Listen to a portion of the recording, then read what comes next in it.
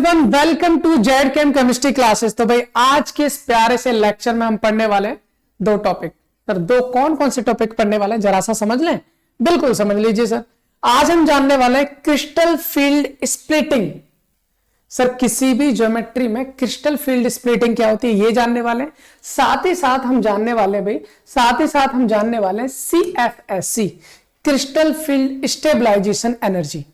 भाई इन दोनों टॉपिक्स को आज के लेक्चर में हम करेंगे और आपको पता है ये दोनों टॉपिक एक्चुअल में CFT से रिलेटेड है। किससे रिलेटेड है? CFT से। हम जो इस वक्त पढ़ रहे हैं वो कोऑर्डिनेशन केमिस्ट्री की सेकंड यूनिट पढ़ रहे हैं। मतलब पहले हम यूनिट कर चुके हैं और इस सेकंड यूनिट में हमारे बहुत सारे टॉपिक्स हैं भाई। इसमें से VVT को हम कवर कर चुके हैं, हाइब्रिडाइजेशन पढ़ चुके हैं, ज्योमेट्री पढ़ चुके हैं, मैग्नेटिक बिहेवियर ऑफ कॉम्प्लेक्सेस ये भी पढ़ चुके हैं भाई। इसके अलावा हमने डी ब्लॉक एलिमेंट्स के सबके इलेक्ट्रॉनिक कॉन्फिगरेशन भी पढ़ ली थी, VVT की लिमिटेशंस भी पढ़ ली थी और कल वाले यानी कि लास्ट लेक्चर में हमने स्टार्ट किया था CFT। क्या स्टार्ट किया था भाई? CFT को कवर कर लिया था। और आज के लेक्चर में हम जानने वाले हैं क्रिस्टल फील्ड स्प्लिटिंग। भाई क्रिस्टल फील्ड स्प्लिटिंग किसमें होती है वो डिपेंड करती है कि आपका कॉम्प्लेक्स ऑक्टाहेड्रल है या आपका कॉम्प्लेक्स टेट्राहेड्रल है या फिर आपका कॉम्प्लेक्स स्क्वायर प्लेनर है। इसके साथ साथ हम जानने वाले हैं इसी उसमें CFSC क्या होती है। चलिए फिर टाइम वेस्ट नहीं करते हैं, आ जाते हैं अपने टॉपिक पर। क्रिस्टल फील्ड स्प्लिटिंग होती क्या है? सर उससे पहले एक चीज जान लो। कल हमने जाना था, क्या जाना था? CFT जाना था। CFT की फुल फॉर्म क्या होती है भाई? क्रिस्टल फील्ड थ्योरी होती है। ठीक है सर। किसने दिया था? वॉन ब्लीक और बेथो ने दिया था। इन्होंने कहा था सर मेटल है, मेटल के पास पॉजिटिव चार्ज होना चाहिए, ठीक है। लिगेंड के पास पॉइंट नेगेटिव चार्ज हो या डायपोल हो, दोनों चलेगा। इन दोनों के बीच बनने वाला जो बॉन्ड होता है वो प्योरली आयनिक होता है, 100% आयनिक होता है, जिसको हम इलेक्ट्रोस्टैटिक बॉन्ड कहेंगे। ठीक है सर, इतनी बात कही थी। इसके बाद इन्होंने कहा था यहां पर कोई ओवरलैपिंग नहीं होती, लेकिन हाँ जो हमारे मेटल के पास डी इलेक्ट्रॉन है, लिगेंड के पास भी इलेक्ट्रॉन होते हैं। जब ये लिगेंड मेटल के पास अप्रोच करते हैं तो जो मेटल की डी ऑर्बिटल्स होती हैं वो 5 ऑर्बिटल होती हैं और 5 ऑर्बिटल की एनर्जी पहले तो सेम होती है, लेकिन जब लिगेंड उनके पास आते हैं तो वो अपनी अलग अलग एनर्जी सेट्स में टूट जाती हैं। इनको हम कहते हैं भाई, इनको हम कहते हैं क्या? Crystal field splitting. इसको कहा जाता है क्रिस्टल फील्ड स्प्लिटिंग। और एक क्रिस्टल फील्ड स्प्लिटिंग जो होती है वो डिपेंड करती है कि आपकी कॉम्प्लेक्स की ज्योमेट्री क्या है। आई होप इतनी बात आपको समझ में आ गई होगी, इसमें कोई प्रॉब्लम नहीं थी। और साथ ही साथ फिर हमने ये भी जाना था सर डी सब सेल में 5 ऑर्बिटल होती है, पांचों के नाम होते हैं DXY, DYZ, DZX, TX² - और DZ²। पांचों की एनर्जी हमारी सेम होती है अगर वो मेटल है हमारा।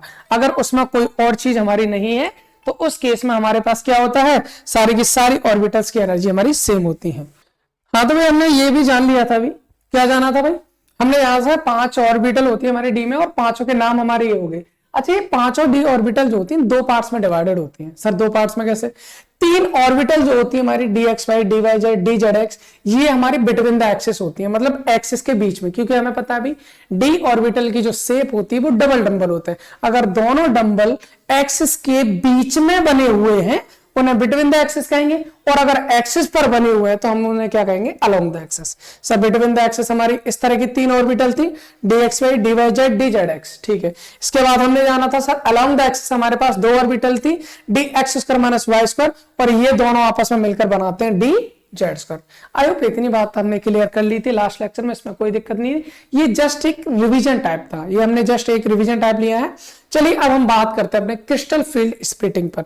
और सर मैंने बताया था क्रिस्टल फील्ड स्प्लिटिंग एक्चुअल में कॉम्प्लेक्स की ज्योमेट्री पर डिपेंड करता है कि कॉम्प्लेक्स की ज्योमेट्री क्या है। तो आज हम करने वाले हैं भाई, क्या करने वाले हैं? आज हम करने वाले हैं क्रिस्टल फील्ड स्प्लिटिंग इन OH का मतलब भाई ऑक्टाहेड्रल कॉम्प्लेक्स। ऑक्टाहेड्रल कॉम्प्लेक्स के अंदर मेरे को जानना है कि भाई इसमें क्रिस्टल फील्ड स्प्लिटिंग होती क्या है। चलिए जान लेते हैं। सर ऑक्टाहेड्रल ज्योमेट्री एक्चुअल में क्या होती है भाई? इसमें भाई ये होता है कि मेरे पास में बीच में एक सेंट्रल मेटल एटम होता है, ठीक है। इसके पास 4 लिगेंड हमारे लगे होते हैं, 1 2 3 4। ये 4 लिगेंड जो हमारे हैं, ये चारों के चारों लिगेंड एक प्लेन में होता है भाई। किसमें होंगे? प्लेन में। अगर मैं इसको इससे मिला दूं, इसको इससे मिला दूं, इसको इससे मिला दूं, इसको इससे मिला दूं, तो आप क्या देखोगे भाई, चारों के चारों लिगेंड हमारे प्लेन में आ गए, इसको स्क्वायर फॉर्म बनना है। अच्छा, एक लिगेंड हमारा इसके ऊपर की साइड होता भाई, और एक लिगेंड हम इससे नीचे की साइड होता है। इस ज्योमेट्री को बोला जाता है ऑक्टाहेड्रल। सर वाई, क्यों इसको ऑक्टाहेड्रल बोलते हैं, जरा समझने की कोशिश करते हैं। देखिए भाई, मेरे पास एक स्ट्रक्चर मॉडल है, मैंने क्या किया सर, मैंने किया ये, आपको ये येलो कलर दिखाई दे रहा होगा भाई, दिखाई दे रहा नहीं, ये आपको येलो कलर दिखाई दे रहा होगा, ये हमारा सेंट्रल मेटल एटम है। 1 2 3 4 लिगेंड लगे हैं, चारों के चारों हमारे प्लेन में लगे हुए। अभी मैं क्या करता हूं, इस प्लेन में एक लिगेंड में ऊपर से लगा देता हूं, ठीक है सर, लगा दिया। एक लिगेंड में नीचे से लगा देता हूं, ठीक है सर, लगा दिया। इसी टाइप की तो ज्योमेट्री बनाई हमने ये है, तो ये एक्चुअल में इसको हम ऑक्टाहेड्रल ज्योमेट्री कहेंगे। आप कहेंगे सर क्यों, क्योंकि देखो इसमें 8 हेड्रल बन रहे हैं। इन तीनों को अगर मैं आपस में मिलाऊं तो देखो एक फेस बन जाएगा, बिल्कुल, दूसरा फेस, तीसरा फेस, चौथा फेस। कितने फेस बने, 4। 4 फेस ऊपर से है, तो 4 ही हमारे कहां से बन जाएंगे, नीचे से। तो मतलब ओवरऑल फेस हमारे बनेंगे कितने, 8। इसलिए इस ज्योमेट्री को कहा जाता है ऑक्टाहेड्रल ज्योमेट्री। क्या कहेंगे भाई इसको, ऑक्टाहेड्रल ज्योमेट्री कहेंगे। ये सिंपल सी बात थी, इसमें कोई प्रॉब्लम नहीं थी सर, ये आसान चीज है, इसमें कोई दिक्कत नहीं है। अब मुझे ये बताओ कि ऑक्टाहेड्रल ज्योमेट्री में स्प्लिटिंग कैसे होगी। एक चीज को समझो भाई, अगर मैं आपसे कहूं ये मेरी एक्स एक्सिस है, ठीक है, ये मेरी वाई एक्सिस है, ठीक है, ये मेरी जेड एक्सिस है। अगर आप इसमें देखो, चाहे एक्स एक्सिस देखो, चाहे वाई एक्सिस देखो, चाहे जेड एक्सिस देखो, सारे के सारे लिगेंड्स जो होते हैं ना, वो भाई एक्सिस पर प्रेजेंट होते हैं। तो यहां पर एक जो मोस्ट इंपोर्टेंट चीज आपको लिखनी है, वो ये लिखनी है कि ऑल लिगेंड्स प्रेजेंट, या एग्जिस्ट कर दो, all ligand exist along the axis, भाई एक्सिस के अलोंग एग्जिस्ट करते हैं, मतलब रहते हैं। कहने का मतलब है सारे के सारे लिगेंड ऑक्टाहेड्रल ज्योमेट्री में कहां पर होते हैं, एक्सिस पर होते हैं। सर अगर एक्सिस पर होते हैं लिगेंड, तो जब लिगेंड एक्सिस पर आएगा तो मेटल के पास में 2 टाइप की डी ऑर्बिटल है। एक वो ऑर्बिटल्स जो एक्सिस के बीच में है, एक वो ऑर्बिटल जो एक्सिस पर है। तो जब एक्सिस पर ऑर्बिटल ये है, मान लीजिए ऐसे मान के चलो, ये ऑर्बिटल एक्सिस पर है और ये वाली ऑर्बिटल जो है मेरे अंगूठा वाली एक्सिस के बीच में है। अब लिगेंड इधर से आ रहा है, अब रिपल्सन कहां ज्यादा लगे भाई, इसके पास भी इलेक्ट्रॉन, लिगेंड के पास भी इलेक्ट्रॉन है, रिपल्सन कहां ज्यादा लगेगा, अलोंग द एक्सिस या बिटवीन द एक्सिस। तो हम कहेंगे सर अलोंग द एक्सिस पर रिपल्सन ज्यादा लगेगा, बिटवीन तो दूर जा रहा है। Means we can say along the axis d orbitals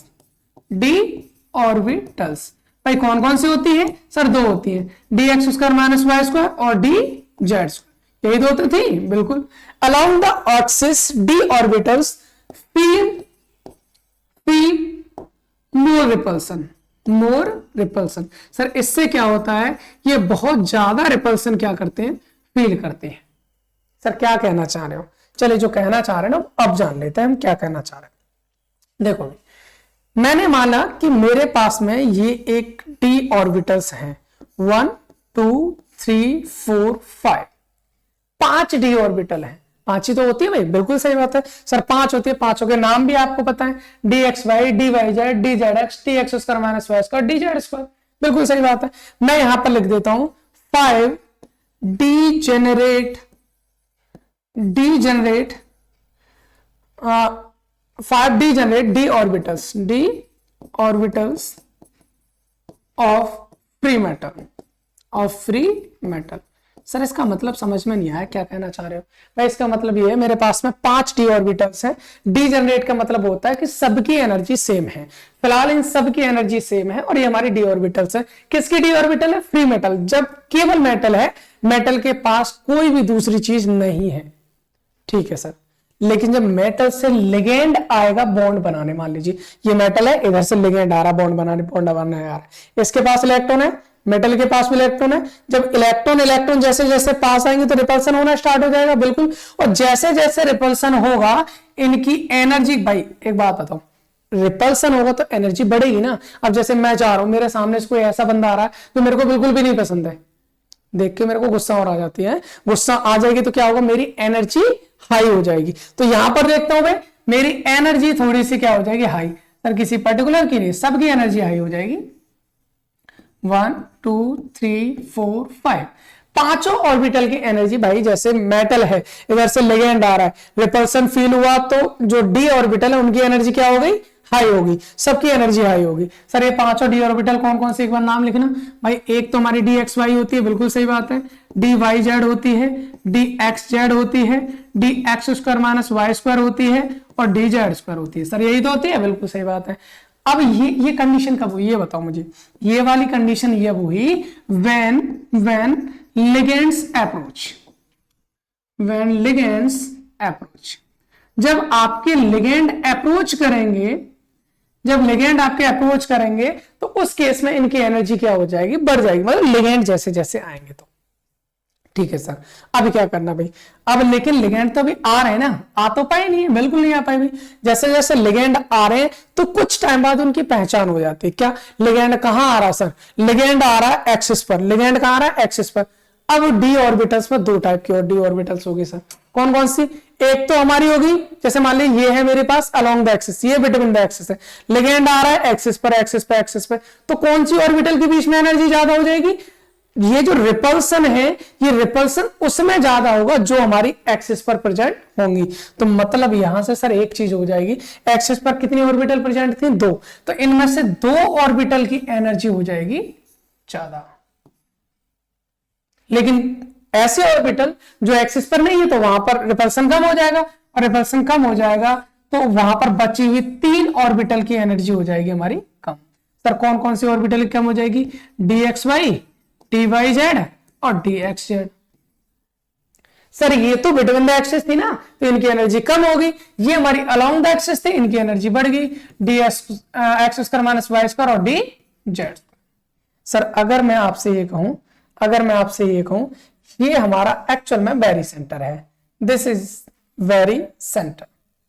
what is the mean of very centre sir, क्या मतलब होता है वेरी सेंटर का, भाई बैरी सेंटर का मतलब होता है कि एनर्जी हमारी यहां पर होनी चाहिए थी, यह है बैरी सेंटर, यह है बैरी सेंटर, मिडिल एनर्जी यहां पर है। अब इससे इसकी एनर्जी कम होगी, इसकी एनर्जी ज्यादा होगी। अच्छा यहां पर हमारे पास अगर हम बात करें भाई, ये तीन ऑर्बिटल ऐसी हैं जिनकी एनर्जी सेम है, इनको हम ट्रिपल डीजेनरेट कहते हैं। तो इस सेट का नाम होता है T2G सेट, इस सेट का नाम क्या हो जाएगा, T2G सेट, इसको हम T2G बोलेंगे। इस सेट का ये डबल डीजेनरेट होता है, इसको बोलेंगे EG सेट। अब ये EG और T2G कहां से आता है, ये हमारा ग्रुप थ्योरी से आता है ना, तो ये हमारे ग्रुप थ्योरी से तो तब पढ़ेंगे जब ग्रुप थ्योरी आएगी। आई थिंक हमारे अगला वाला जो सेमेस्टर आने वाला है, सेमेस्टर 4, जिसमें क्वांटम केमिस्ट्री पढ़ने वाले हैं, और आई थिंक ग्रुप थ्योरी भी वहां पर है।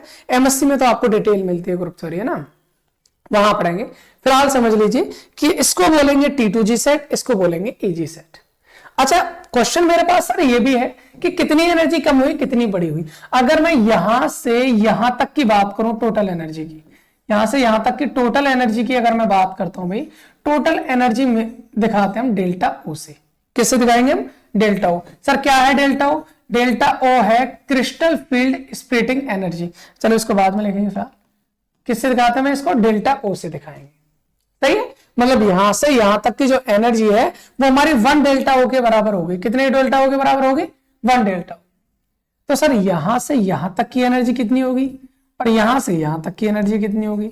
अगर हम बात करें जहां पर डबल डीजेनरेट है, उनका डिफरेंस रहता है 0.60 डेल्टा ओ का। ट्रिपल डीजेनरेट में जो डिफरेंस रहता है वो रहता है 0.4 डेल्टा ओ का। ये आपको ध्यान रखना है, मतलब जो बिटवीन द एक्सिस है उनके बीच का डिफरेंस रहेगा 0.4, और जो हमारी अलोंग द एक्सिस है उनके बीच का डिफरेंस रहेगा 0.6। दोनों को मिला देंगे तो 1 डेल्टा ओ हो गया। ठीक है, अच्छा 1 डेल्टा ओ को, यहां पर एक चीज और जान लो भाई, पहली बात तो ये जानो डेल्टा ओ क्या है भाई, ये हमारा क्या है, ये तो लिखा ही नहीं हमने, ऐसे पीछे हेडिंग पड़ी हुई थी। ये है हमारा क्रिस्टल फील्ड स्प्लिटिंग,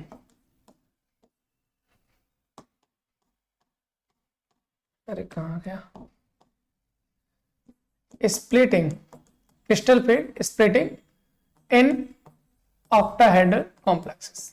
ये ऑक्टाहेड्रल कॉम्प्लेक्सेस के अंदर क्रिस्टल फील्ड स्प्लिटिंग थी, सही है। इसमें साथ ही साथ हमें एक चीज जाननी थी, क्या क्या जानना है। पहली बात तो डेल्टा ओ क्या है, जानना क्या हमें, delta O. Delta O actually होता है हमारा crystal field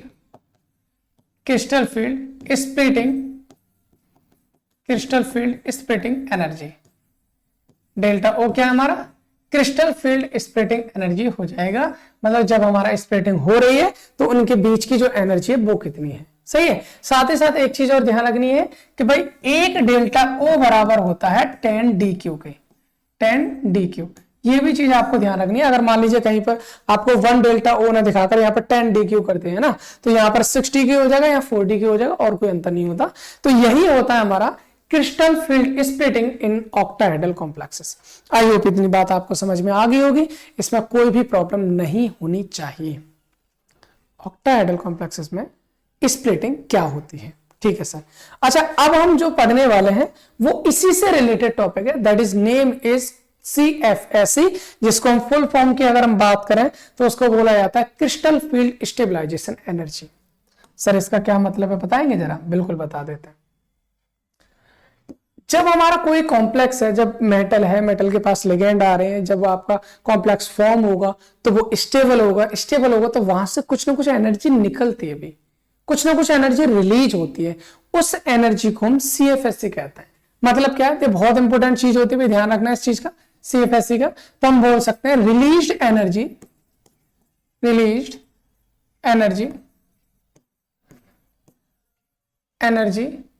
during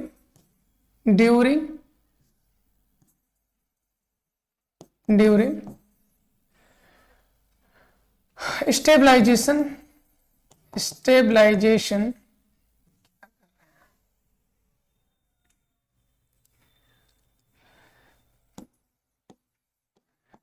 released energy during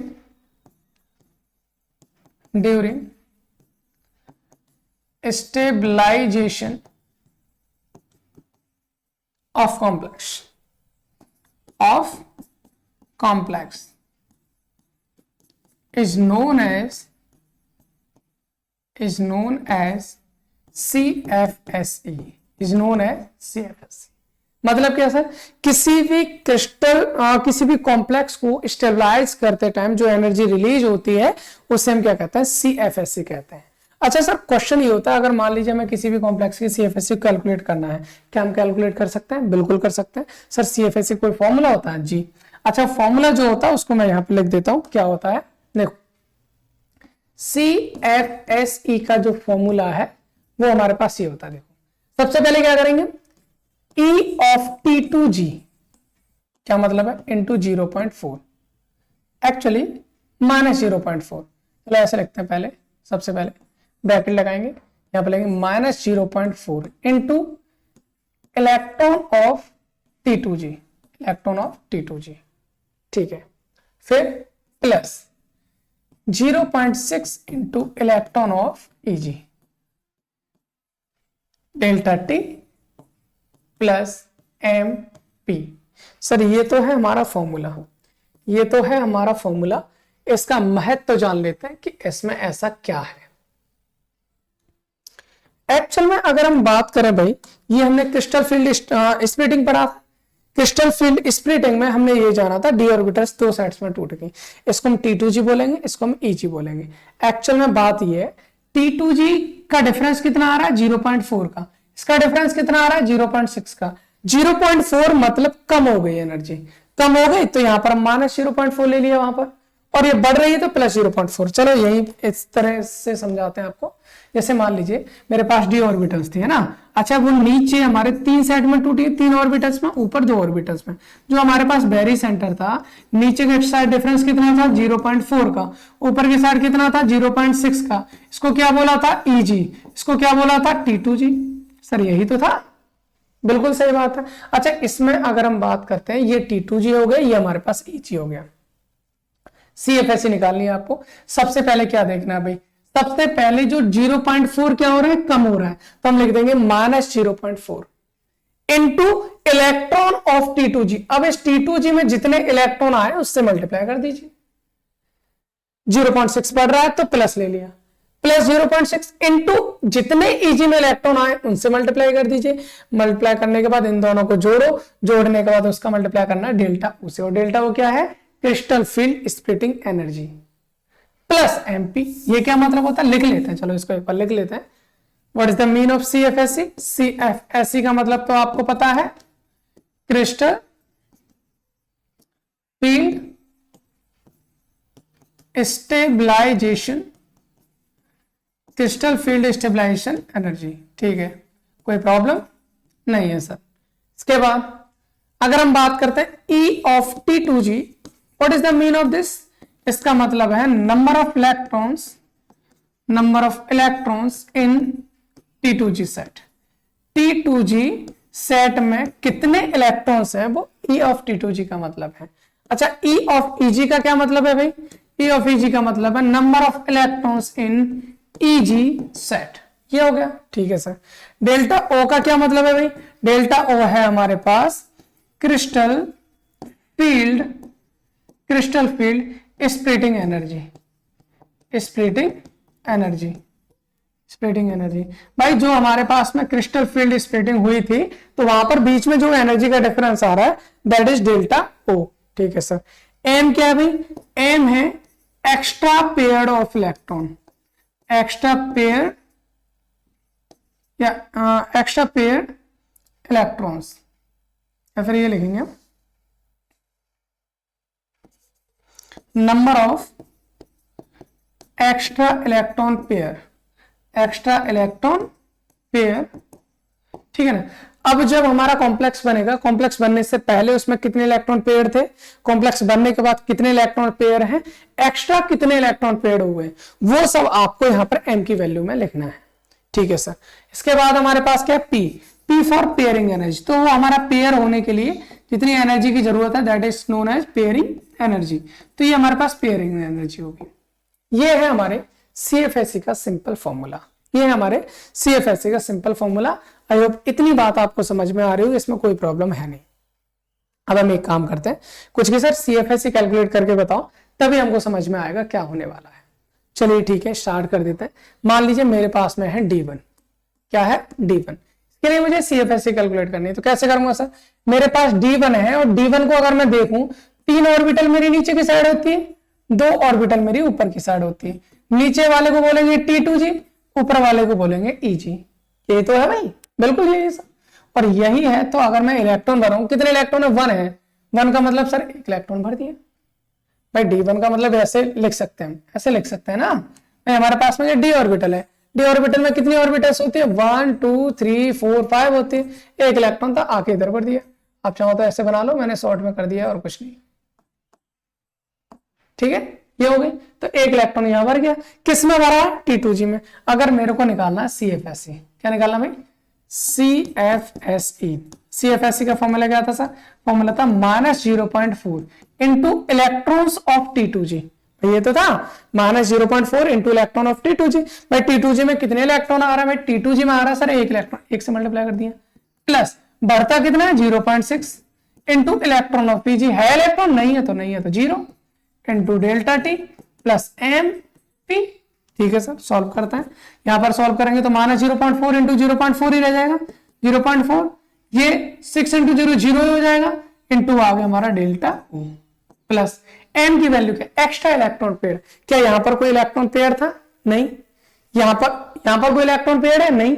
मतलब कोई भी एक्स्ट्रा इलेक्ट्रॉन पेयरिंग तो है ही नहीं, तो यहां से M की वैल्यू भी कितनी हो जाएगी? 0। अगर M 0 तो टोटल 0, मतलब यहां पर इसकी CFSE आ जानी है, -0.4 डेल्टा O। सर समझ में नहीं आया, कोई बात नहीं, अगला एग्जांपल करते हैं, फिर से समझने की कोशिश करते हैं। Let's try again. अपने पास मान लीजिए D2 है, मैंने कितना ले लिया? D2 का मतलब क्या है सर? मेरे पास ऑर्बिटल है D ऑर्बिटल 1 2 3 4 5, 1 2 दो इलेक्ट्रॉन्स थे सर। जब ये ब्रेक किया तो 3 ऑर्बिटल नीचे और 2 ऑर्बिटल हमारी ऊपर, यही तो था। इसको बोलते हैं T2G, इसको बोलेंगे EG। इलेक्ट्रॉन कितने? 2 हैं। 2 कैसे भरेंगे सर? 1 और 2। CFSE निकालना है। CFSE के लिए -0.4 लेना है। कितने इलेक्ट्रॉन है T2G में सर? 2 है, मल्टीप्लाई कर दो। प्लस ऊपर 0.6 लेना है। कितने इलेक्ट्रॉन है नहीं सर, 0 कर दो। इनटू क्या करना है? इनटू डेल्टा O करना है। प्लस M के एक्स्ट्रा इलेक्ट्रॉन पेयर। यहां पर कोई इलेक्ट्रॉन पेयरिंग थी नहीं। पेयर का मतलब जोड़ा। पेयर का मतलब रहता है एक इलेक्ट्रॉन ये दूसरा ये, तो एक जोड़ा बन गया, एक इलेक्ट्रॉन पेयर हो गया। सर यहां पर भी नहीं, यहां पर भी नहीं है, तो M की वैल्यू 0, तो 0 इंटू P। तो क्या हो जाना भाई, यहां से अगर हम CFSE निकालेंगे तो 4 2 8, तो ये हो जाएगा -0.8। ये value 0 into delta O, M की वैल्यू फिर से 0, तो ये हो जाएगी CFSE हमारी -0.8 डेल्टा O। सिंपल, कोई प्रॉब्लम नहीं। इसी तरह से अगर हम D3 की बात करते हैं तो D3 के केस में हमारे पास क्या हो जाएगा भाई, 1 2 3 4 5 1 2 3 इलेक्ट्रॉन्स थे। यहां पर हमने किए 1 2 3 ऑर्बिटल्स, यहां पर हमने लिखी 2 ऑर्बिटल्स, तो 1 2 3 3 इलेक्ट्रॉन है। ये हमारा T2G होता है, ये हमारा EG होता है। निकालेंगे CFSE बराबर हो जाएगा भाई, नीचे की साइड 0.4, कितने इलेक्ट्रॉन है? 3 है, प्लस ऊपर की साइड 0.6, कितने इलेक्ट्रॉन है ही नहीं सर, इंटू डेल्टा O। क्या कोई इलेक्ट्रॉन पेयर है सर? ना यहां कोई पेयर था ना यहां पर है। M की वैल्यू फिर से 0 इंटू P हो जाएगा। तो यहां से अगर निकालेंगे CFSE, तो आई होप आपने निकाल लिया होगा। 4 3 12, यानी कि 1.2, वो भी माइनस का डेल्टा O आ जाना है, क्योंकि आगे ये भी 0 ये भी 0। क्लियर है, कोई प्रॉब्लम नहीं है सर। अब जो बात हम करने वाले हैं D4, ये हमारा एक बहुत बेहतरीन चीज को बताने वाला है। ये बहुत बेहतरीन चीज को बताने वाला, वो सुन लेना भाई। अगर हम D4 का केस करते हैं भाई, अगर हम D4 का केस करते हैं तो यहां पर 2 चीजें बनती है भाई। देखो 2 तरह की चीजें कैसे बनती है, 1 2 3 4 5, ठीक है। नीचे जाएंगे सर 3 ऑर्बिटल मिलती हैं, ऊपर जाएंगे सर 2 ऑर्बिटल मिलती हैं। यही तो होता है। इलेक्ट्रॉन कितने हैं? 4 हैं, 1 2 3 4। ऐसी ना, यहां पर 2 केस बनते हैं भाई। किसके केस में? D4 के केस में। सर 2 केस कैसे बनेंगे? इसके बाद सभी 2 केस ही बनते हैं। देखो कैसे बनेंगे भाई, 4 इलेक्ट्रॉन भरने हैं मेरे को, मैं 2 तरह से भर सकता हूं सर। कैसे? 1 2 3 4 ऐसे भर दो, या फिर 1 2 3 4। सर ये 2 तरह से हम इलेक्ट्रॉन्स को यहां भर सकते हैं। इन दोनों में से किसको क्या कहा जाता है? अगर इलेक्ट्रॉन ऊपर गया, हाई गया, उसको हम हाई स्पिन कहेंगे। क्या कहेंगे? उसको हम हाई स्पिन कहते हैं। लेकिन अगर इलेक्ट्रॉन नीचे ही रह गया, पेड़ कर गया, तो उसको हम क्या कहेंगे? लो स्पिन कहेंगे। इसको हम लो स्पिन कहेंगे। आई होप इतनी बात आपको समझ में आई होगी। D4 हो, D5 हो, D6 हो, D7 हो, इन चारों में आपका लो स्पिन और हाई स्पिन दोनों का केस बनता है। तो हाई स्पिन में इलेक्ट्रॉन ऊपर जाएगा, लो स्पिन में पहले नीचे ही भरे जाएंगे, उसके बाद ऊपर जाएंगे। ठीक है। अगर मैं यहां से मान लीजिए CFSE निकालता हूं भाई, यहां से निकाला मैंने CFSE। कैसे निकालूंगा भैया? हम क्या करते हैं, नीचे से मल्टीप्लाई करते हैं 0.4 से। कितने इलेक्ट्रॉन है? 3 है, 3 से मल्टीप्लाई कर दो, प्लस ऊपर के लिए जाएगा 0.6। कितने इलेक्ट्रॉन सर? 1 है, 1 है तो 1 से मल्टीप्लाई करेंगे into delta O, plus MP। M का मतलब एक्स्ट्रा इलेक्ट्रॉन पेयर। पहले कोई इलेक्ट्रॉन पेयर था नहीं, अभी है कोई नहीं। M की वैल्यू फिर से 0 इंटू P। CFSE कैलकुलेट करेंगे तो यहां से हो जाएगा 4 3 12, यानी -1.2, प्लस 6 1 6, तो 0.6 इंटू डेल्टा, प्लस ये तो 0 हो जाएगा पूरा। यहां से अगर हम इसको सॉल्व करेंगे CFSE, या माइनस से ये वाली वैल्यू जाएगी, तो -0.6 डेल्टा O वैल्यू हमारी बचेगी। और ये वैल्यू जो है हमारे किसके लिए है? केवल हाई स्पिन कॉम्प्लेक्स के लिए है। This value is for high spin complex. अगर हम इसकी बात कर लेते हैं, मान लीजिए अब इसकी बात करते हैं सर, इसमें कैसे निकालेंगे? CFSE अगर हम निकालते हैं तो CFSE कैसे निकालेंगे सर?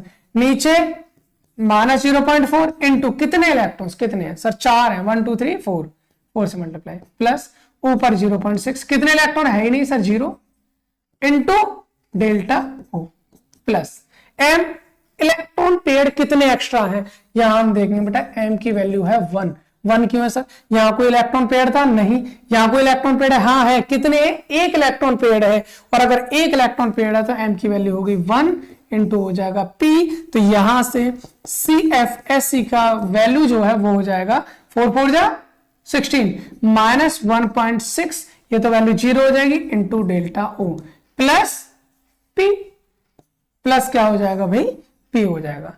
आई होप इतनी बात आपको समझ में आ रही होगी कि D4 के लिए हमने हाई स्पिन और लो स्पिन 2 केस बनाए, और इन दोनों केसों में हमारे पास CFSE का क्या वैल्यू होगा।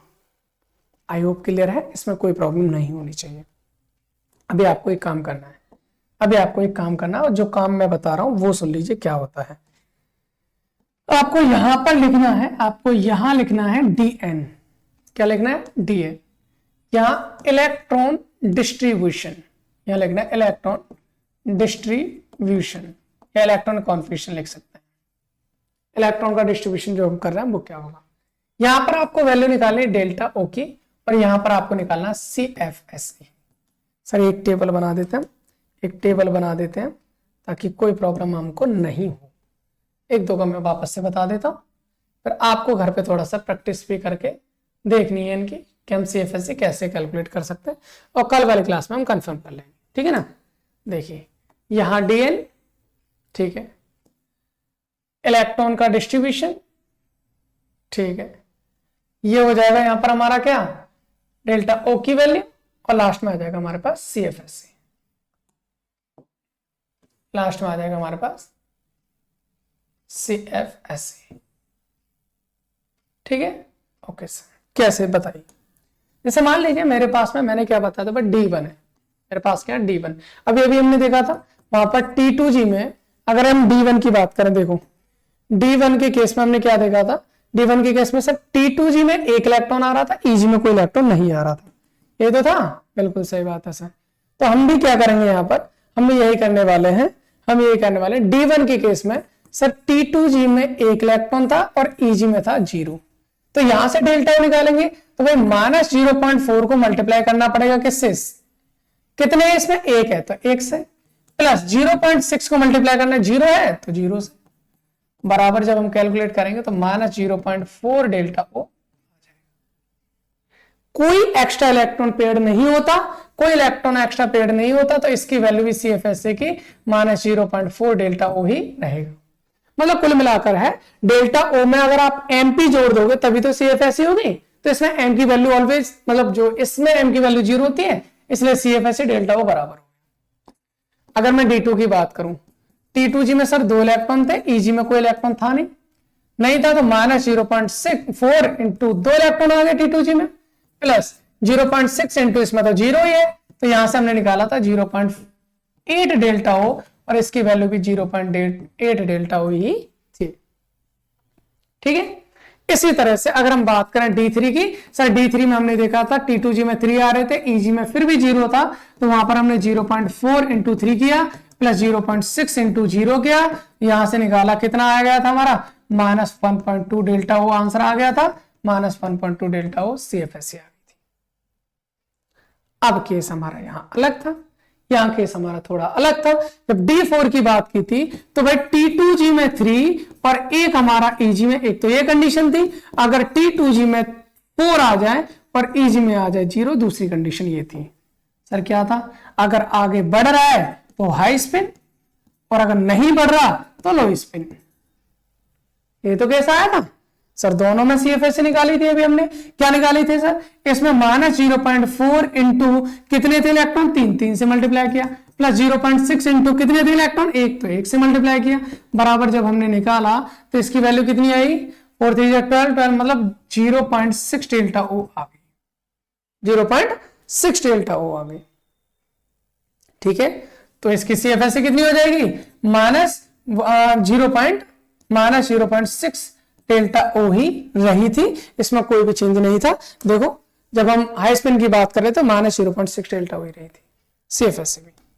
लेकिन जब हम बात करते हैं किसकी, लो स्पिन वाले में, तो -0.4 इंटू कितने इलेक्ट्रॉन है, 4 से मल्टीप्लाई करेंगे, प्लस 0.6 इंटू कितने इलेक्ट्रॉन है, 0 से मल्टीप्लाई करेंगे, आंसर आ गया था आपका -1.6 डेल्टा ओ। CFSE की बात करें तो -1.6 डेल्टा O प्लस 1p, इसमें हमारा एक इलेक्ट्रॉन एक्स्ट्रा पेड हो रहा था जो हमने करके देखा था। आई होप इतनी बात समझ में आ गई होगी, इसमें कोई प्रॉब्लम आपको नहीं होनी चाहिए। इसी तरह से अगर मैं मान लीजिए D5 करता हूं तो D5 में क्या हो जाएगा भाई, T2G में हमारे पास 3 इलेक्ट्रॉन, EG में हमारे पास 2 इलेक्ट्रॉन, या फिर T2G में हमारे पूरे के पूरे 5 इलेक्ट्रॉन, EG में आ जाएंगे 0 इलेक्ट्रॉन।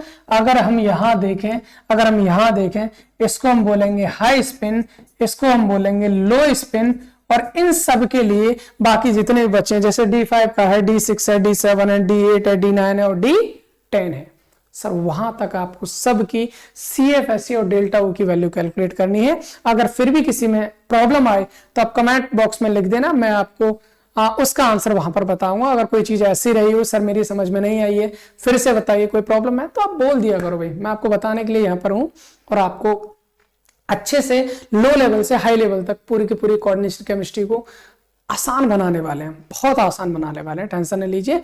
बाकी जो लोग हैं सबको शेयर कीजिए। इस लेक्चर को हम यहीं रोकते हैं। हमने इस वक्त क्रिस्टल फील्ड स्प्लिटिंग पढ़ी थी ऑक्टाहेड्रल कॉम्प्लेक्सेस में, उनकी CFSE भी हमने निकालना सीख लिया है।